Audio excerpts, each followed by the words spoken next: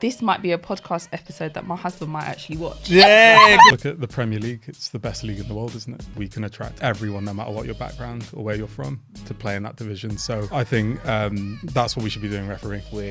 It's about that sense of belonging. You know, we know that there's a framework that says if people feel like they belong, bring their whole selves to work, we'll see better performances out from them. Because it's a tough job, so it's a tough anyway, and then if you're from a marginalised community or identity, then you need that the support. Honestly, a kid looked me in the eyes and was like, "You're the worst referee in the world." Hello and welcome to the Social Matters podcast. We are three social workers talking about social matters, and we are joined by two guests. Have we ever had two guests before? No, you guys did it first. Yeah. Round of applause for that. Round of Well done. applause. You've already achieved something great. Wide shot all the way. Yeah. So we have Arran and Karan from the Professional Game Match Official Organisation, PGMO. Did I get it right? Yes. I got it right. First time as well.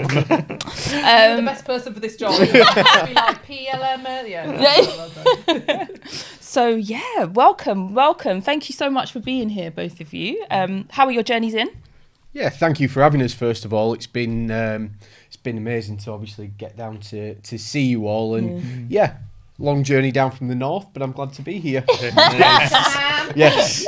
Together, was that long because of the distance or because you were together? I just wanted to I live down the road. So there you go. Okay, I thought you were coming down from the north as well. So your journey in was very straightforward. Yeah, it was a nice leisurely stroll. Nice. Love it. So thank you for coming and for being with us. Do you just want to introduce yourselves and then just say a little bit about your roles and what you do? I'm looking at you first, Aaron. Brilliant. So my name's Arran. I've been with PGMO for 3.5 years now. I'm the EDI manager there, so oversee everything from building representation, community outreach, but also the kind of supporting the legal team, the HR, and many other divisions in terms of our equality, diversity and inclusion function at PGMO. And joined today by my delightful colleague Karan. Yes. So I've been in post almost a year, which is really scary. You're no longer new. Is it one of those where you're like, you part can't of the say woodwork. I keep saying I'm new to people, and you're not. I keep seeing you. I've seen you for a year. I'm part of a unique thing called a knowledge transfer partnership. So PGMO is partnered with Leeds Beckett University. So knowledge transfer partnerships have been funded by Innovate UK for the last 50 years, actually. And the whole kind of thing behind that is they believe sometimes academia is like locked away in universities, and businesses, if they sometimes have problems, don't like tap into the academia available. So this is a really unique partnership. I think the first in football, actually. So my whole premise is looking at researching around improving diversity of referees at the top of the game. Traditionally, there's not actually been a lot of literature in academia around refereeing itself. So it's a very new area, and it's been a real kind of whirlwind of last year, actually. So yeah, it's been brilliant. Oh, thank you. And you're a ref, right?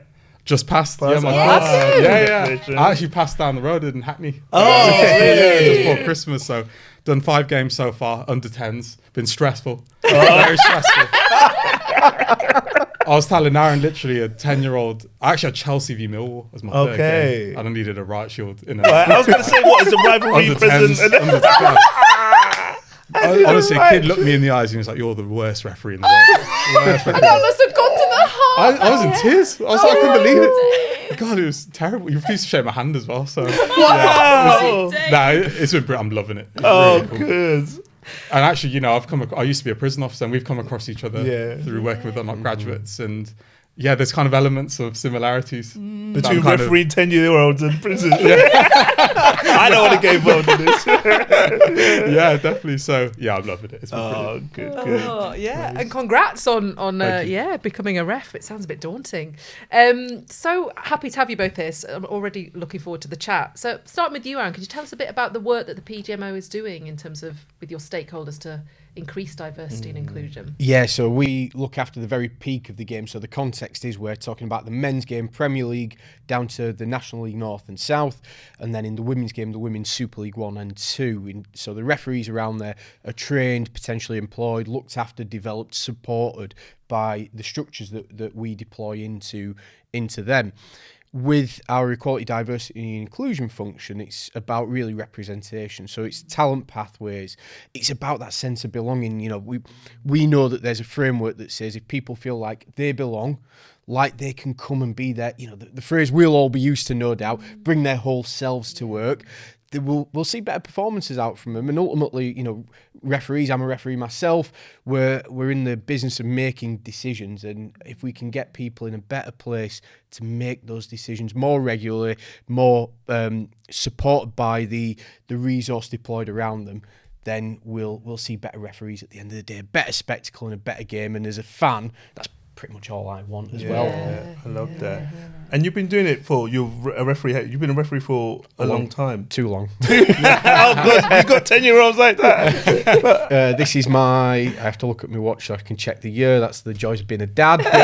15 years now. Yeah. So how have you seen, just from your work within the PGMO, like how have you seen the kind of attitude and focus on EDI shift over the years? Yeah, so if we go back to pre-2020, we're talking about people like Uriah Rennie. We're talking about people like Alf Buksh. We're talking about people like Jarnail Singh. We're talking about, over the course of history to 2020 in professional game, in the men's game, around less than 10 Black, Asian or mixed heritage referees have ever graced the professional game in England. Since then, we're talking about representation of both Black, Asian and mixed heritage and women referees in the game, moving from a collective of around 2% at that time to now being 7.5% is our Black, Asian and mixed heritage referee population in the game. And similarly, our women's game representation is 4%. So we've, for the combined total, we're around 11.5% at the moment of the workforce. Great. And I guess that's it's great to see kind of that progress, because in our work we see that a lot of organisations are focusing more on EDI, and then I'm always curious to think about what is the impact for people who have been in there for a period of time. So thank you very much for sharing. Karan, to you, for your so you mentioned Leeds Beckett University, and you've done a lot of research. Could you tell us what has your research told us about what the biggest cultural and structural barriers are to increasing diversity in the professional refereeing game? Yeah, definitely. So Arran touched on it. We've only really had a handful of role models over the last kind of few decades, and I think seeing is believing, isn't it, really? Yeah. Even when I speak to friends, they're like, oh, now I think of it, I've not really seen an ethnic minority referee before. And it's just that stereotype, isn't it? People think, oh, maybe I can't be that. And I think it's about changing that now and, working on ways where we can highlight different role models within the game. We've seen people like Farai Hallam, Ruben Ricardo coming through, who've been absolutely fascinating, and they've been a real inspiration for referees at the lower levels of the game. And Arran, over the last few years, has worked on this amazing development program called CoreX, which brings together this season 54 of the top ethnic minority referees at level 3 and 4 of the non-league pyramid. And I think what's really interesting with refereeing is that you're kind of on your own when you start out.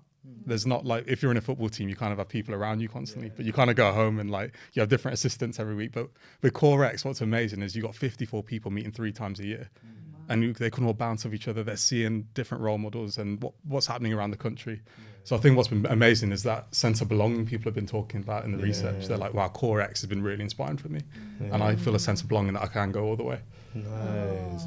And sorry, go on. No, it's just one of them things. I guess it's as a referee, you sort of go, what's that one thing that I wish people outside knew about refereeing? And Karan sort of touched on it there, is that from day one really in refereeing, we're almost in competition with each other. So much like your clubs have to finish top of the list to get promoted, or you finish bottom and get relegated, that's the same for referees. So we go through the system like that all the way through.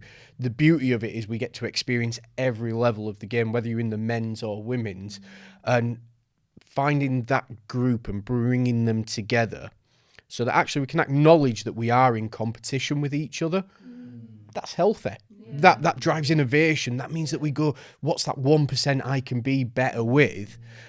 But also knowing that if something goes wrong, if I need that arm, that shoulder to lean into, I've got a friend, I've got a person. And we've had a camp recently in January. We've seen 2 of our referees move into the professional game in terms of promotions, and the group celebrated that. And in fact, one of the guys who's been part of the original cohort of CoreX used the phrase, he says, if not me, one of us. That's his mentality now. He says, for the first time, I've celebrated another referee getting promoted he's been refereeing longer than I have, and for the first time he's now celebrating someone who is his competitor getting to the level above. So that's just kind of like the ethos that we're all trying to drive here and make this new breed, a new culture of refereeing come through to right through to everyone, really. Yeah, I love that. What was the genesis? What was the reason for Core X to kind of? I think I can connect with the answer, but for Core X to exist and to form, basically, like, and to get this kind of culture where people feel a sense of belonging. What was the ignition for that? What was the ignition for that? So there's a couple of moving parts within all of this. If you go back to the representation, we know that, you know, Uriah Rennie, Joe Ross, Trevor Parks, things like that, people like that got through the system despite the system. Whereas there's an organisation called BAMREF that founded in sort of around 2018-19 by, at the time, 2 of the highest ranked black match officials in the country. They put their head above the water and said, actually, we want to stand up and be seen, be a community, and formed this organisation and a movement of the people. And there's nothing more powerful than that, ultimately. That then drove the respective organisations to start looking and understanding who are their people, what are their wants and needs, where are the blockages, where are the challenges. And one of the strongest parts was around this middle tier, that semi-pro game, the non-league game that Karan referenced earlier, where Joel Mannix referenced it as being the black man's graveyard. We were allowed to get to that level. We were seen as good enough to get to that level, but then that was it. And we've got examples of referees who spent a quarter of a century refereeing at that level. And they've moved into Core X and they've been supported, and respectfully the FA, the PGMO and BAMREF all partner in to make this programme happen. And we're seeing currently 15% of the black, Asian and mixed heritage referees in the professional game, in the men's professional game, have come from Core X. If you take, since we formed in 2023, the season 23-24 to now, 6 out of 7 black, Asian or mixed heritage referees have come through Core X into the professional game. But it's just that bit of going, actually, how would we want to be treated? And you can take Core X and the ethos and the culture and the why and apply that to anywhere, into the workplace, to schools. We see the person coming through that door before we see the referee. And that's exactly what I was thinking about, how that model, the desire to create a space where people feel a sense of belonging, they can bring their authentic self, they can bring their full self, they can perform to the best of their ability. That kind of copy and paste can be around all different organisations as well. Yeah, because it's a tough job. I mean, I know we're saying with your tenure, but that's one example. So it's a tough anyway. And then if you're from a marginalised community or identity, that you need that the support. So it sounds like, you know, they've got the structural barriers, institutional, and then just the kind of isms that can come with it as well. So such a great programme, and great to hear. What, it's like 3 years in roughly? So we're in the 3rd season now. It's exciting. That support network's actually come out a lot in the research as well, because I think you can feel quite isolated if you've had a bad game. Like, I've definitely felt that, because I've had just bad games. But I think that's what when I've been doing interviews, people in Core X, like, I can just bring my mate up. Like, I've developed a community now where I can lean on people. And before I was kind of doing this journey by myself a little bit. So I think that's what's really coming through. Amazing. So for people that maybe question the value or the importance of diversity and inclusion work, because there are some people out there that do, what would you say are some of the, I suppose, benefits of this work, the diversity and inclusion work, especially in the professional game? What are some of the benefits? We're hearing some of them already in terms of the community that's been created, but what would you say are some of the others? I mean, just look at the Premier League. It's the best league in the world, isn't it? Everyone in the world wants to play in the Premier League. That's what they dream of doing. And that's because we can attract everyone, no matter what your background or where you're from, to play in that division. So I think that's what we should be doing refereeing. We want every referee to be coming and playing in the top leagues, because I think you just increase the standard and the talent, don't you? The Premier League by a mile is the best league in the world because of the quality it has, and because of the diversity of thought it has as well. You've got people from all over the world bringing cognitive diversity to making the game even better. And I think that's what we'll see with refereeing. You know, if you want a better game, you have to have a bigger pool of talent. Nice. Thanks. Yeah. And similarly, you can apply that obviously to organisations and institutions in terms of, you know, go back to that piece around performance. You can Google all of the research that you want, but you know, you look at things like the McKinsey report that talks about how diversity is good for ultimately the bottom line. We're not necessarily talking about profit. We're talking about talent and talent nurturing rather than talent development. I want to make that distinction. Talent development is very binary for me. It's a person goes in, they're in the factory, they come out, success is either A or failure. There's no in between with that. And we know that learning isn't linear and things like that, whereas talent nurturing is about, as I said earlier, valuing that person who comes through the door first before we see the referee or even the staff member in that respect as well. You can look at organisations like Cloverpop, which is a big American company that does lots of research based around diversity and inclusion, the impact on the workplace and impact on performance. And again, that'll tell you all you need to know in terms of how this is good for everybody.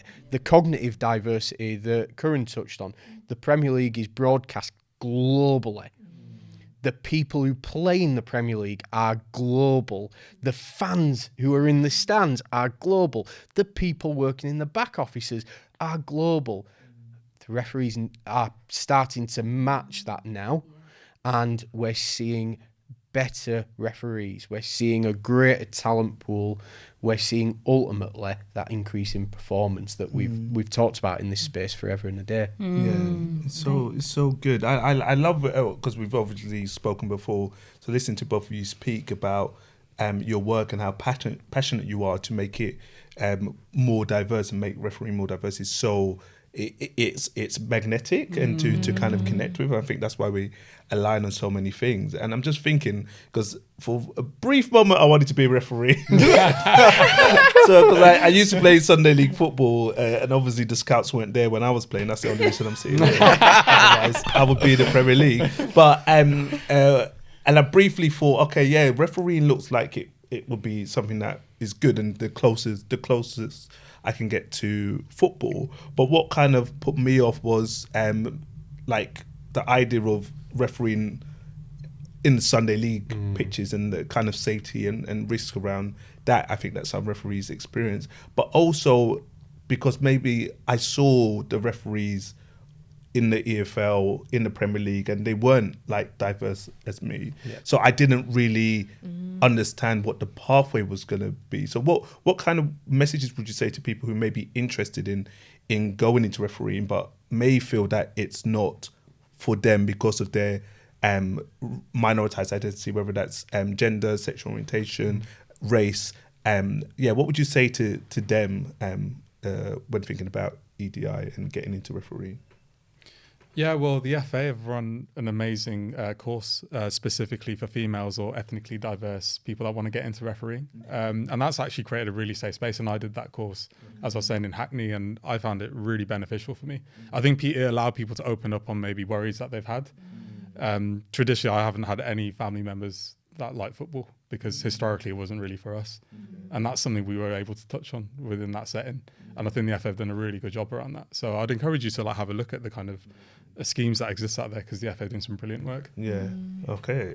You may see me on next door. It's design social. Yeah, exactly. I was like doing that. Then it's just social without Eugene as a matter. To sort of extend on that and add to what Karan said there. So Raj Randhawa, who's the referee, the FA's refereeing EDI delivery manager, he runs the program that Karan's referring to, Reflective and Representative campaign, and that's seen thousands of people who look like us have joined refereeing, have come into the pool. Yesterday morning, the FA released their latest stats, and 11% of the national refereeing population now are Black, Asian or mixed heritage. You go back to 2020 and it was 2%, including women. And it's like we've come such a way. We're not anywhere near yet representing the national population, certainly not the sporting population, but that movement, that the visibility piece you touched on there is starting to come to life now. I do this job because it's personal to me, as someone from this community, as somebody who is a referee who has lived and breathed that. It's more, I know it's a little bit of a cliche, but it's more than just going to work in the morning and doing it to get paid at the end of the month. It's because actually I want to see the change out there that maybe I didn't get to see when I joined, and didn't get to, like you referenced, the role models that were available to you were, you could probably count on one hand. So then you go, okay, so why would I want to be a referee? Like, let's acknowledge that the abuse piece does and can happen. You talk about English football, it's the biggest footballing pyramid in the world. There are, it's the nation's sport. There's a beauty behind all of that. 45,000 games of football, affiliated football, happen every weekend. Whoa. There's going to be people who do commit abuse towards referees. I think the latest piece was around, it's less than 0.1% of affiliated games you'll see something like that. We've got to acknowledge that happens, that it's not right, and ultimately they will face the repercussions that the discipline procedure brings. That said, culturally, and I've certainly seen from an FA point of view, there's been a commitment to eradicating that and stamping down. So things like increasing the sanctions for if you come into physical contact with a referee, increasing the repercussions if you abuse a match official, and particular campaigns such as the purple shirt, or where they wear like a yellow armband to highlight under 18 referees, because one of the challenges, particularly around young black men, is this kind of adultification of young black men, and sort of going, well, they physically might not look like a child, but they're 14-year-old, and you're abusing a child as a parent, a spectator, whatever, on the sideline. So there are these awareness pieces that have come with that in the last couple of years, and the body cam trials that continue on as well are highlighting that actually there's a huge deterrent there for people to not do that, because they don't want to be seen as that. They go back to the job on Monday, and some of these people are in professional positions, and they don't want to be people with that label attached to them. So there's lots of that.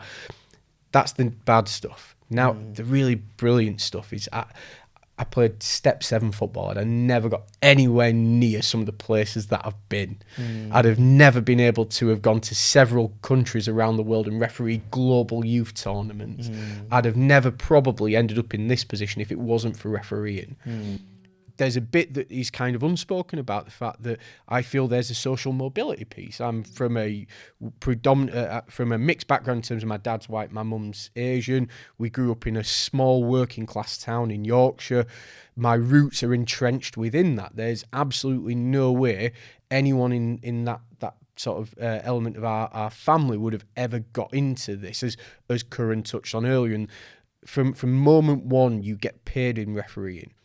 And there needs to be an acknowledgement of that there is a monetary gain. If you get to the top end of the game, you are talking about a good career that keeps you physically fit, cognitively on point, and you can inspire people around the world. Why would you not want to do it? You have the best seat in the house. When you're stood 20 yards out, that free kick is being lined up, you've put the wall back in the penalty area, and you're looking round, and it just goes up and over, and you feel the vibrations of that roar of energy when everyone goes, because it's gone in the top corner, and you've got this vision, this ability to go, I was stood behind that, watching it go over. There's nothing better. Nothing better. I love it. I love that passion. Honestly, we're all like, I was in it in the story. And so much great work that you're already doing, just here, particularly, in the last kind of 5 or 6 years. Thinking about kind of moving forwards into the next kind of 5 years, what does success look like for you in this space? I think more humanisation of referees, I think traditionally referees have just been hidden away. They're not really been thought about. And I think there's been some amazing initiatives that have happened over the last few years. The kind of ref cam that's kind of been used this season, where you can kind of see from the referee's view in the Premier League, like what they're experiencing, how they're speaking to players, and people are like, "Wow, that's a really cool job. I've never thought of that, or never thought of it from this angle." So, I think actually also in understanding the impact of things like abuse on referees. I think people can shout slurs on the weekend and not really realise the impact of that, or how that will impact that referee when they go home. So I think I'd love to see more stuff around that. So important. Of course, I'm going to say greater representation on the field of play. That's my why. That's why I'm in this role.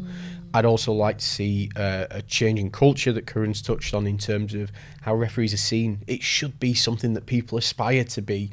It shouldn't be this kind of what's been passed around, the stereotypes around referee, because it's such a cool job. It's such a brilliant way of staying healthy, earning a bit of money, and just being part of the sport we all love.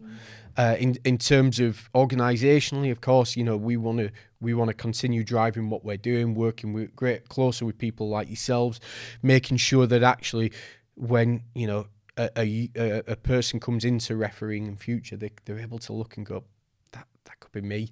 They're not looking to YouTube to find a video of a referee who looks like them from somewhere else around the world. They're seeing themselves reflected on the field of play. So anything that addresses that is absolutely where we want to be. Love that.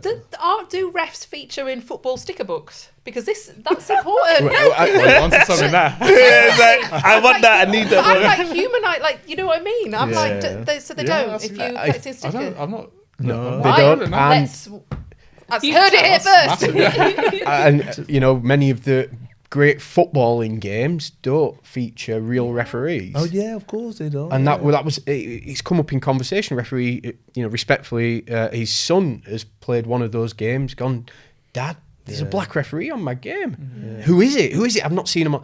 It's not a real person. It's generated. Yeah. And so I'd love to see that addressed. So that.